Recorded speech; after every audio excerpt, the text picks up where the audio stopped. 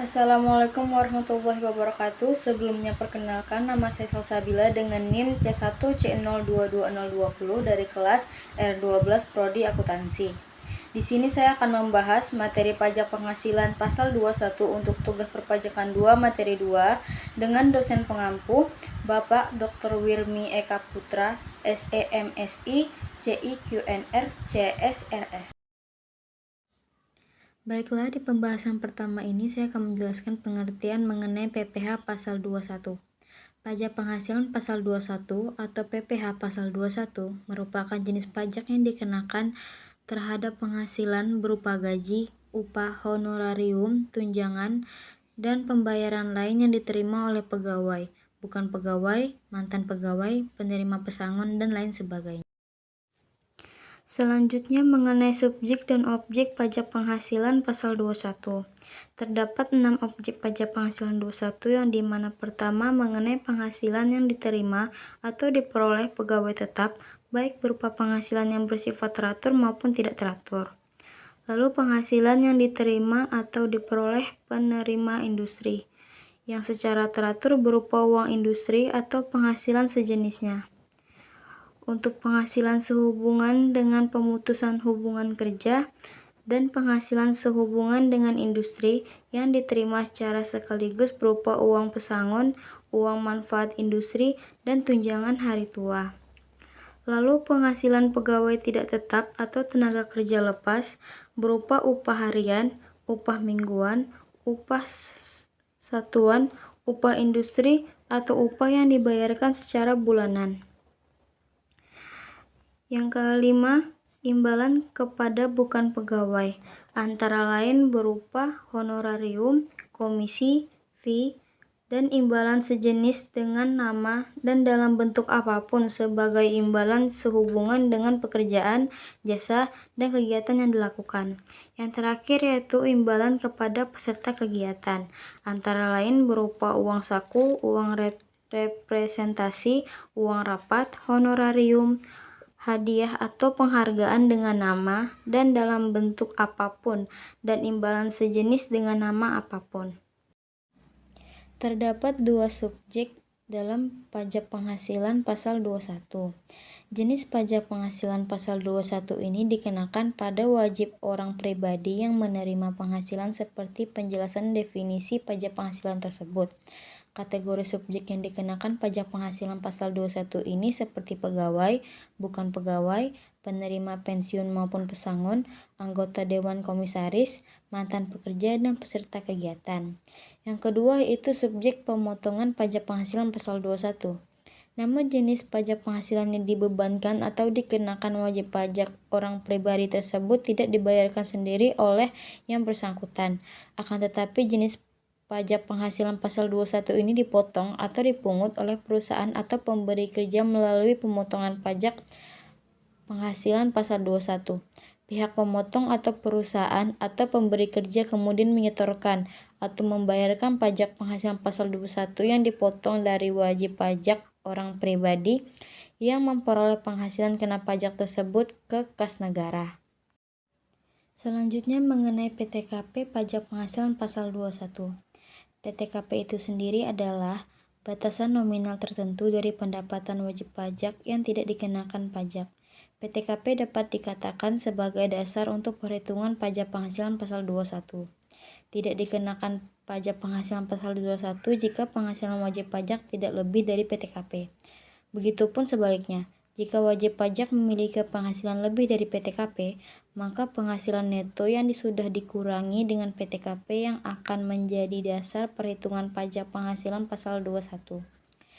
PTKP itu sendiri memiliki fungsi yaitu sebagai pengurangan penghasilan neto wajib pajak atau WP dalam perhitungan pajak penghasilan pasal 21. Pajak penghasilan pasal 21 merupakan pengurangan penghasilan yang dibayarkan. Dalam hal ini, PTKP bisa diartikan sebagai dasar untuk perhitungan pajak penghasilan pasal 21. Selanjutnya yaitu mekanisme dan tarif pemotongan pajak penghasilan pasal 21. Terdapat 6 penerapan untuk tarif pemotongan pajak penghasilan pasal 21. Yang pertama, pegawai tetap, penerima pensiun bulanan, pegawai tidak tetap, pemagang dan calon pegawai, serta distributor dan kegiatan sejenis. Dikenakan tarif pasal 17 Undang-Undang Pajak Penghasilan dikaitkan dengan penghasilan kena pajak atau PKP. PKP dihitung berdasarkan sebagai berikut. A. Pegawai tetap penghasilan bruto dikurangi biaya jabatan 5% dari penghasilan bruto, maksimum 6 juta setahun atau 500.000 per bulan, dikurangi iuran pensiun atau iuran jaminan hari tua, dikurangi penghasilan tidak kena pajak atau PTKP. B. Penerima pensiun bulanan, penghasilan bruto dikurangi biaya pensiun 5% dari penghasilan bruto, maksimum 2.400.000 setahun atau 200.000 per bulan dikurangi PTKP. Pegawai tidak tetap, pemagang, calon pegawai, penghasilan bruto dikurangi PTKP yang diterima atau diperoleh untuk jumlah yang disetahunkan di distributor MLM atau direct selling dan kegiatan sejenis penghasilan bruto tiap bulan dikurangi PTKP per bulan. Yang kedua yaitu penerima honorarium, uang saku hadiah atau penghargaan, komisi, beasiswa, dan pembayaran lain sebagai imbalan jasa dan kegiatan yang jumlahnya dihitung tidak atas dasar banyaknya hari yang diperlukan untuk menyelesaikan jasa atau kegiatan. Mantan pegawai yang menerima jasa produksi, tantiem, gratifikasi, bonus, peserta program pensiun yang menarik dananya pada dana pensiun dikenakan tarif berdasarkan pasal 17 Undang-Undang Pajak Penghasilan dikalikan dengan penghasilan bruto. Yang ketiga, tenaga ahli yang melakukan pekerjaan bebas, contohnya pengacara akuntan, arsitek, dokter konsultan, notaris, penilai, dan akutanis.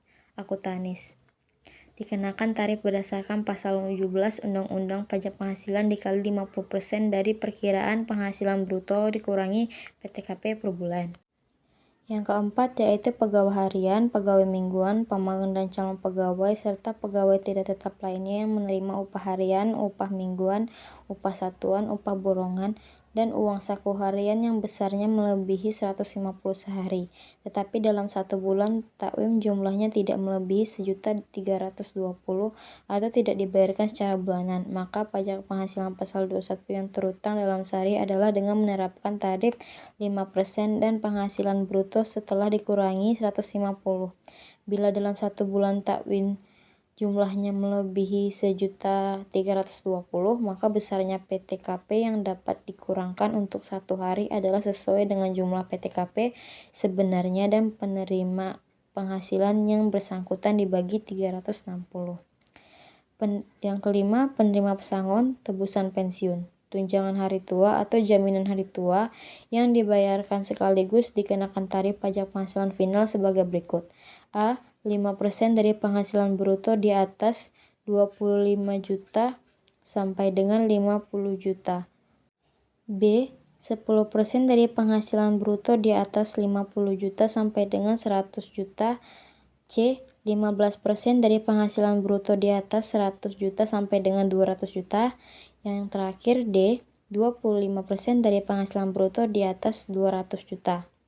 Yang terakhir, pejabat negara, PNS, anggota TNI atau Polri yang menerima honorarium dan imbalan lain yang sumber dananya berasal dan keuangan negara atau keuangan daerah dipotong pajak penghasilan pasal 21 dengan tarif 15% dari penghasilan bruto dan bersifat final, kecuali yang dibayarkan kepada PNS ke bawah, anggota TNI atau Polri berpangkat Peltu atau Aibtu ke bawah. Untuk simulasi perhitungan, Andi memiliki status pribadi atau tidak kawin dan tidak mempunyai tanggungan. Andi penerima gaji setiap bulan sebesar 10 juta atau 120 juta per tahun. Bagaimanakah cara melakukan perhitungan pajak penghasilan 21 untuk Andi? Jawabannya, gaji per bulan 10 juta, gaji per tahun 120 juta. PKP 120 juta dikurang PTKP per tahun sama dengan 120 juta dikurang 54 juta sama dengan 66 juta. PKP Andi masuk ke lapisan kedua antara 50 juta hingga 250 juta, maka berlaku 2 lapisan tarif pajak penghasilan 21.